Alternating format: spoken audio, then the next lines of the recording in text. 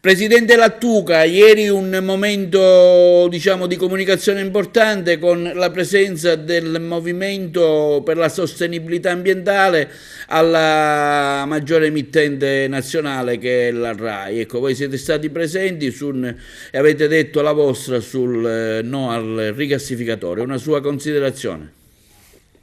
È una trasmissione davvero importante perché ha caratteristiche economiche e ha affrontato il tema e ringraziamo per questo. Ovviamente ha aperto una finestra su un tema che solitamente non va sulle testate nazionali, se non per questioni che riguardano decreti emanati con la decretazione d'urgenza dai vari governi che si sono succeduti, che sono prevalentemente leggi liberticide che con il pretesto della crisi energetica pretendono di rovinare luoghi importanti e suggestivi come quelli che sono presenti nell'area Caos, comunque la città di Agrigento, il parco eccetera.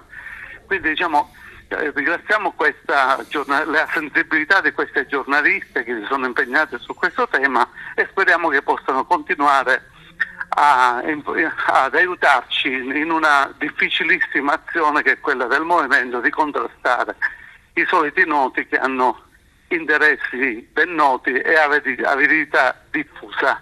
Quindi speriamo che questa operazione di Rai 3 possa incidere sul tema.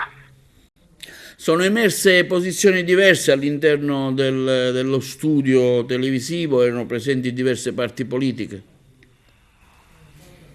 Sì, diciamo che ci sono confrontati situazioni contrapposte, cioè quelle di Nomisma che ha da sempre interessi per le energie fossili e quelle che giustamente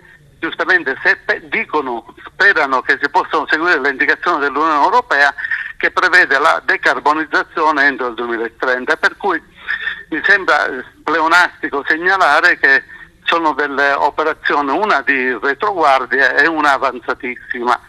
Peraltro lì ci sono state anche delle riflessioni da tale Borghi, questo tizio fascioleghista che ha come da stile leghista ha espresso punti di vista molto discutibili su come vogliono trattare il Sud. Questa la dice lunga sull'autonomia differenziata, per esempio, che sarà un altro dei vulnus che vogliono destinare al Sud, unitamente al fatto che del Sud oggi questo governo non se ne occupa e se ne occupa male. Brevemente, so che c'è in cantiere delle iniziative, se ce li vuole magari anticipare qualcosa.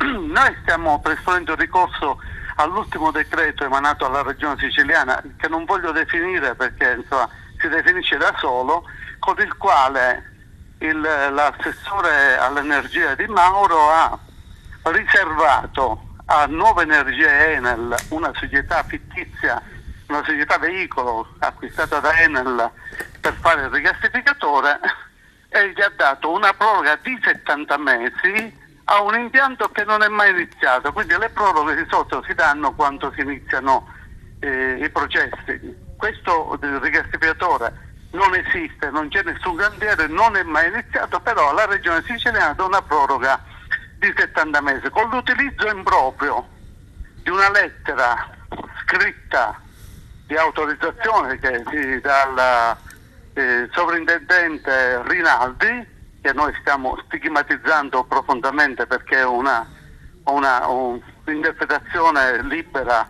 di Rinaldi sul tema della legge 42 e sulla protezione paesaggistica di un territorio a inedificabilità assoluta per gli agrigentini e a edificabilità assoluta per l'Enel. Quindi stiamo procedendo col ricorso nella speranza che possa andare a buon fine.